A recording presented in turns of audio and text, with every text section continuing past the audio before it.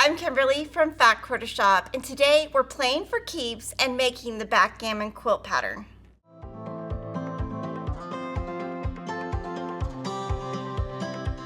Download the free backgammon quilt pattern at Fat Quarter Shop. A link is in the description box.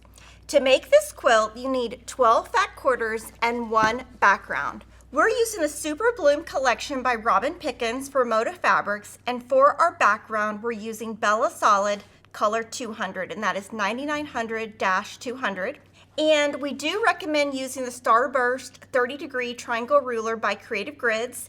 If you don't have the ruler, on page 7, we do have a paper template of the ruler. Now that we've gathered everything we need, let's get sewing. Okay, to make all of your backgammon pieces, you're gonna start with 6.5-inch strips. Make sure those are nice and straight.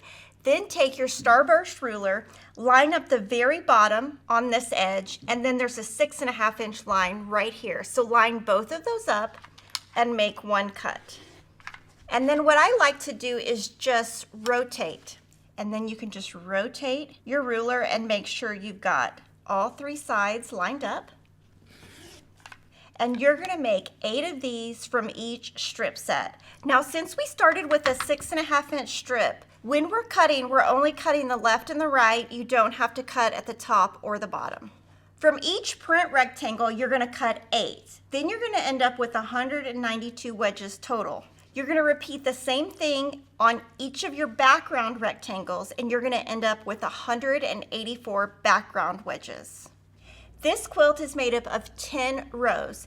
Each of your rows is gonna have 19 print wedges and 18 background wedges. The most important thing here is to pin, pin, pin. So let's talk about how we put these together. Now I'm gonna flip my print over one of my backgrounds. And at the very bottom, you're gonna align the bottom where this little point right here is at the very bottom of the background. And you're gonna put a pin. And then I'm gonna pin at least 2 times because these are all on the bias. And then we're gonna sew right here, and I'll show you how to press. I sewed with a 1/4-inch seam. I'm gonna put the iron on here, set the seam, and press to one side.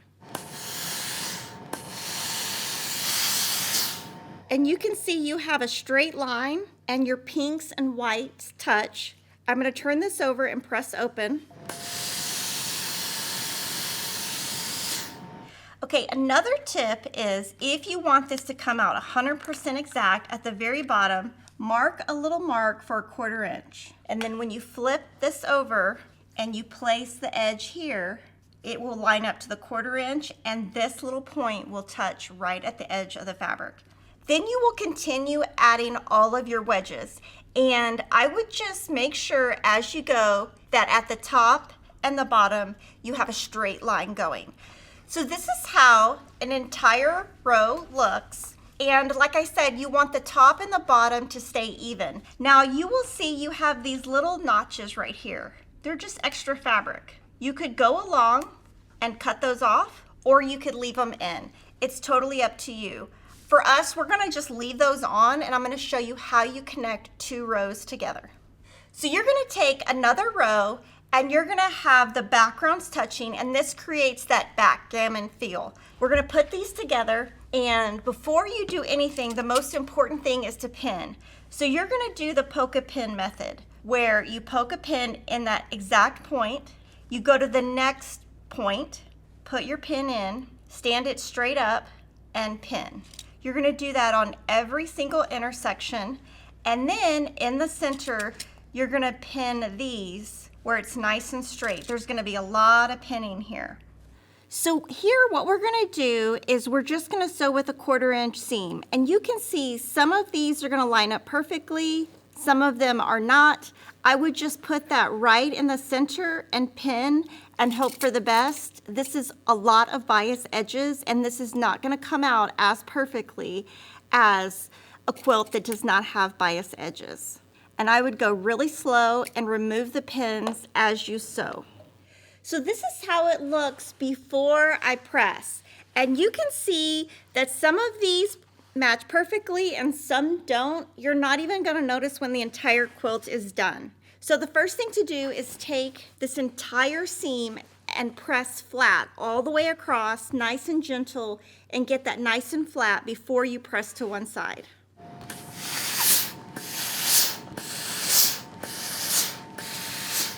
I'm going to finger press this to one side. Just get that nice and flat before the iron gets on it.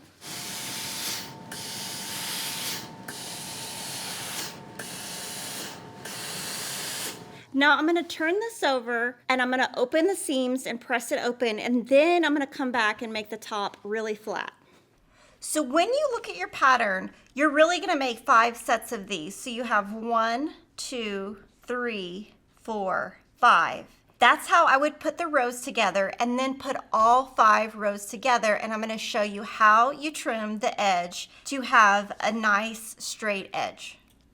So here you can see that we have a total of 4 rows together, and this is how you're going to trim this down. You're going to place a long ruler and you're going to put the 1/4 inch mark right here, and then you're just going to go down and mark it right here. And so really when you're trimming, you're just trimming a 1/4 inch away, and then this, you're just going to leave it. You're going to, wherever it lays, and you're just going to cut all the way across.